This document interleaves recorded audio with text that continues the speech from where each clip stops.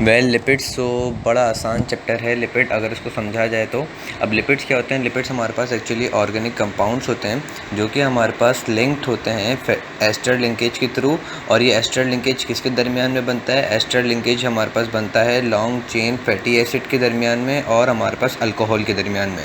Ester ये हमारे पास lipids क्या हैं? लिपिड्स हमारे पास ऐसे ऑर्गेनिक कंपाउंड्स हैं जो कि हमारे पास एस्टर लिंकेज के थ्रू लिंक्ड होते हैं between alcohol and fatty acid. Alcohol और फैटी एसिड्स के दरमियान में एस्टर लिंकेज वाले कंपाउंड को हम कहते हैं लिपिड्स। ठीक है, अब लिपिड्स जो होते हैं ये हमारे पास इनसॉल्युबल होते हैं वाटर में। अच्छा, ये जो लिपिड्स होते हैं इसको ब्लोर ने क्लासीफाई किया था कि ये हमारे पास इनसॉल्युबल होते हैं वाटर में, लेकिन ये हमारे पास सॉल्युबल होते हैं इन ऑर्गेनिक रेजेंट्स के अंदर। जैसे कि हमारे पास ऑर्गेनिक रेजेंट्स कौन कौन से आ जाते हैं? ऑर्गेनिक रेजेंट्स हमारे पास आ जाते हैं वो क्लोरोफॉर्म आ गए और दूसरे ऑर्गेनिक कंपाउंड्स जो कि हमारे पास ऑर्गेनिक रेजेंट्स होते हैं उनके अंदर ये सॉल्युबल होता है, जैसे ईथर हो गया, ठीक है, एक्सेट्रा। अब ये हमारे पास ये बनते कैसे हैं लिपिड्स? अब लिपिड्स के अंदर हमारे पास मैंने बताया कि एस्टर लिंकेज के थ्रू लिंक्ड होते हैं between fatty acid and alcohol. अब अल्कोहल जो इसके अंदर मोस्टली यूज़ होता है वो होता है ग्लाइसरोल। ग्लाइसरोल या ग्लाइसरीन इसको हम कहते हैं। ये ऐसा अल्कोहल है कि जिसमें हमारे पास ये 3 कार्बन का अल्कोहल है, जिसमें क्या होता है कि तीनों कार्बन के ऊपर OH ग्रुप अटैच होते हैं। अब तीनों कार्बन के ऊपर OH ग्रुप अटैच होते हैं तो ये OH ग्रुप जो होता है वो हमारे पास फैटी एसिड्स के साथ एस्टर लिंकेज बनाता है, ठीक है, और एक OH के साथ हमारे पास एक फैटी एसिड अटैच होती है। तो इसी तरीके से 3 OH के साथ हमारे पास 3 फैटी एसिड्स अटैच होती हैं और इससे हमारे पास क्या बन जाता है? एक सिंपल ट्राइग्लाइसराइड बन जाता है, ट्राइग्लाइसराइड। इस ट्राइग्लाइसराइड को हम एक सिंपल लिपिड कहते हैं। ये लिपिड हमारे पास, अब वापस सुनो कैसे बने, ये हमारे पास एस्टर लिंकेज के थ्रू बने between OH group of glycerol and COOH group of fatty acid. अब फैटी एसिड क्या है? फैटी एसिड हमारे पास क्या है? लॉन्ग चेन, हमारे पास वो कार्बोक्सिलिक वो एलिफेटिक लॉन्ग चेन एसिड्स होते हैं जिसमें हमारे पास C4 से लेके C24 तक के एटम्स आने चाहिए। एटलीस्ट C4 से लेके C24 तक के कार्बन एटम्स आने चाहिए उस चेन वाले, है ना, कार्बोक्सिलिक एसिड को हम कहेंगे फैटी एसिड। फैटी एसिड किसको कहते हैं? वो कार्बोक्सिलिक एसिड जिसके अंदर हमारे पास C4 से लेके C24 तक के अंदर हमारे पास कार्बन एटम्स आ रहे हों, यानी इतने कार्बन एटलीस्ट हों। 4 कार्बन से लेके 24 कार्बन के दरमियान तक वाली जो चेन होगी जिसके अंदर COOH भी आ रहा होगा, उस एसिड को हम बोलते हैं फैटी एसिड। ठीक है, अब हमारे पास अगर हम लिपिड्स को क्लासीफाई करें तो लिपिड्स को हम कैसे क्लासीफाई करते हैं? लिपिड्स हमारे पास क्लासीफाई होते हैं एज सिंपल लिपिड्स, ठीक है, फिर हमारे पास क्लासीफाई होते हैं कंपाउंड लिपिड और फिर ड्राइव्ड लिपिड्स और फिर मिस्केलेनियस लिपिड्स। ठीक है, अब सिंपल लिपिड्स के अंदर हमारे पास क्या क्या आ जाते हैं? सिंपल लिपिड्स के अंदर हमारे पास आ जाते हैं fat, oils and waxes. Fat क्या है? फैट हमारे पास एक्चुअली सिंपल ट्राइग्लाइसराइड है, सिंपल ट्राइग्लाइसराइड। ट्राइग्लाइसराइड अब समझ में आ गया कि ट्राइग्लाइसराइड क्या है, कि जिसमें हमारे पास ग्लाइसरोल होता है और उसके तीनों OH ग्रुप जो होते हैं वो एस्टर लिंकेज के थ्रू लिंक्ड होते हैं 3 फैटी एसिड्स के साथ।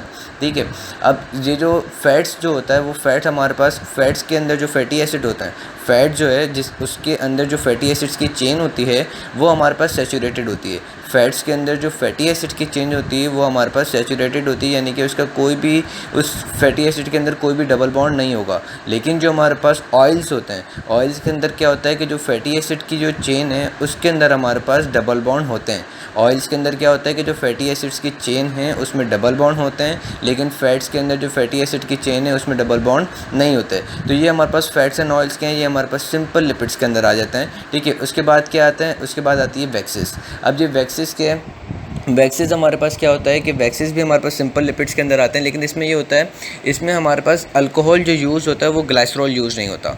उसमें जो वैक्सेस जो है उसमें जो अल्कोहल यूज़ होता है वो ग्लाइसरोल, यानी कि छोटा कार्बन वाले जो अल्कोहल है C3, वो हमारे पास यूज़ नहीं होता है। इसके अंदर बड़ी लंबी चेन वाला जो अल्कोहल होता है वो यूज़ होता है, यानी कि 16 कार्बन या इससे भी ज़्यादा कार्बन वाले जो हमारे पास है ना वो कंपाउंड हो या अल्कोहल हो, 16 कार्बन या 16 कार्बन से ज़्यादा वाले, है ना, कंपाउंड जो कि OH ग्रुप रखते हो, वो अगर हमारे पास फैटी एसिड्स के साथ एस्टर लिंकेज करेंगे तो वो हमारे पास वैक्सेस कहलाएंगे। जैसे सिटाइल अल्कोहल, सिटाइल अल्कोहल के अंदर एटलीस्ट 16 कार्बन आते हैं और उस 16 कार्बन वाले कंपाउंड के अंदर एक OH होता है जो कि लिंक्ड होता है फैटी एसिड के साथ थ्रू एस्टर लिंकेज, तो इसको हम कहते हैं ट्रू वैक्सेस। बाकी जो दूसरे कंपाउंड हैं जो हमारे पास, जिसको हम फॉल्स वैक्सेस कहते हैं, लेकिन अक्सर बुक्स में जिक्र नहीं होता ये फॉल्स वैक्सेस का, लेकिन इसको मैं समझने के लिए तो फॉल्स वैक्सेस कहता हूँ कि जब वो हमारे पास, है ना, जो ट्रू वैक्स है उसके अंदर अल्कोहल 16 कार्बन वाली यूज़ हो रही है, और बाकी जो दूसरे है ना वैक्सेस हैं उसमें हमारे पास अनसेचुरेटेड अल्कोहल यूज़ हो रहा है,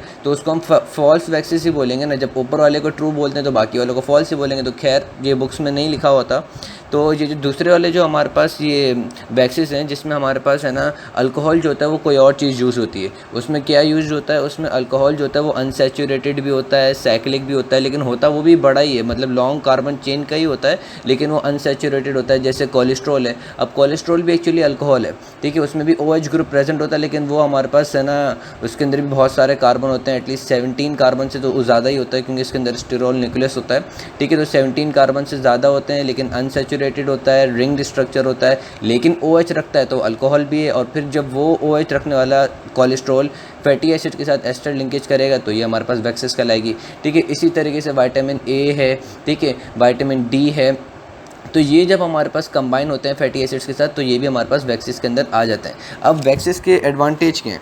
अब वैक्सेस के एडवांटेज ये हमारे पास होते हैं कि ये हमारे पास प्रिवेंट करवाते हैं कि हमारी बॉडी से वाटर वगैरह जो है वो एवापोरेट ना हो सके, ठीक है, वाटर जो भी है वो हमारी बॉडी से एवापोरेट ज़्यादा ना हो सके, ये भी एक इसका एडवांटेज है वैक्सेस का, ठीक है। इसके और बहुत सारे एडवांटेजेस हैं, जैसे कि ये हमारे पास जो है ये एयर होती है, हमारे एयर जो है, एयर के अंदर जो वैक्स होते हैं वो हमारे पास क्या करते हैं, वो हमारे पास प्रिवेंशन कराते हैं कि कोई बैक्टीरियल इन्फेक्शन वगैरह ना हो सके, ठीक है। उसके बाद जो होते हैं वो हमारे पास एक जो ये 5 में ये पॉइंट लिखा था कि लैनोलिन जो होता है ये हमारे पास ड्राइव्ड होता है फ्रॉम वूल से, और ये हमारे पास ऑइंटमेंट के अंदर यूज़ होता है, ठीक है। ये हमारे पास किसके अंदर यूज़ होता है, ऑइंटमेंट या क्रीम्स वगैरह के अंदर यूज़ होता है। तो 5 इस दफ़ा मैं कह रहा हूँ कि इस चैप्टर के लिए बहुत अच्छी लिखी हुई, इसको आप लोग एटलीस्ट रीड भी करना, क्योंकि हमारे पास जो चैटर्जी है उसमें चीज़ों के फंक्शंस नहीं लिखे हुए, लेकिन 5 में चीज़ों के फंक्शंस लिखे हुए हैं, ठीक है। तो वैक्सेस का मैंने बता दिया, बाकी जो अब हमारे कंपाउंड लिपिड्स हैं और जो दूसरे लिपिड्स हैं उसको हम दूसरी ऑडियो में डिस्कस करते हैं।